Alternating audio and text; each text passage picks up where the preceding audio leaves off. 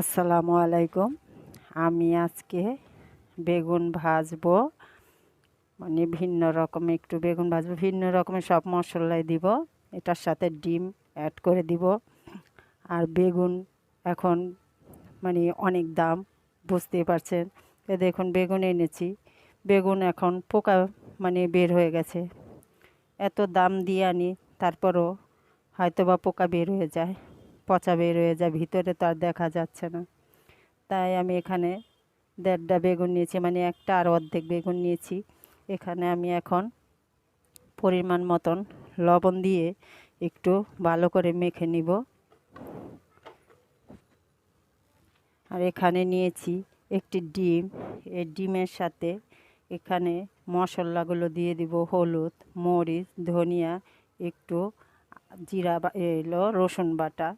এগুলো দিয়ে ডিমটা ভালো করে ফেটে নিব একটা চামচের ধারায়, যাতে সম্পূর্ণভাবে ফেটে যায়। দেখুন ফেটানো হয়ে গেছে।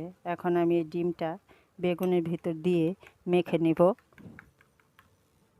যে বেগুনের ভিতর সম্পূর্ণভাবে আমি এটা ভালো করে মেখে নিব। এটা মানে এটা ডিমটা যদি আলাদাভাবেও গুলিয়ে বা হলুদ মরিচ দিয়ে মাখিয়ে ডিম এই বেগুন তারপরে ডিমের ভিতর চুবাইও ভাজতে পারেন, ওটাও ভাজা যায়। তা আমি একেবারে মানে মেখে নিয়েছি, মেখে নিলাম ভালো সম্পূর্ণভাবে। দেখুন মাখানো হয়ে গেছে।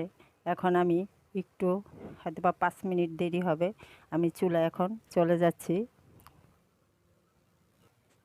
তেলটা গরম হয়ে গেছে। এখন আমি ডিমটা মানে বেগুনটা দিয়ে দিব। আর বেগুনের যে ডিমের অংশটা থাকবে ওটা উপরে একটু একটু করে দিয়ে দিব।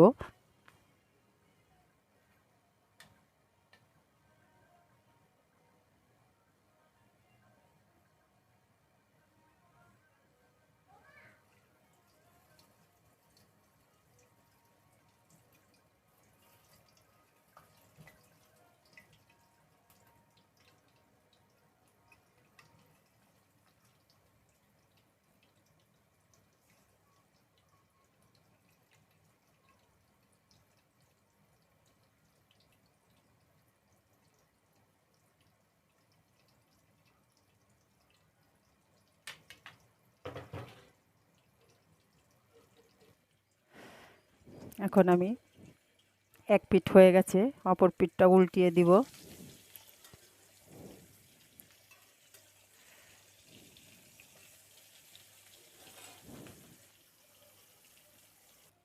দেখুন বেগুন ভাজাটা হয়ে গেছে। এভাবে আমি সবগুলো বেগুন ভেজে নিব। এখন বেগুনগুলো উঠিয়ে নিব। দেখুন খুব স্বাদের একটা বেগুন ভাজা ভেজে নিলাম। বেগুনটা এই বেগুন ভাজাটা খেতে খুবই ভালো লাগে। এভাবে ভেজে খেয়ে দেখবেন। যদি ভিডিওটা ভালো লাগে একটা লাইক করবেন, বেশি বেশি করে শেয়ার করে দিবেন। আর বন্ধুরা যারা নতুন আমার ভিডিওটি দেখবেন, তারা সম্পূর্ণভাবে দেখে আমার চ্যানেলটি সাবস্ক্রাইব করে দিবেন। আল্লাহ হাফেজ।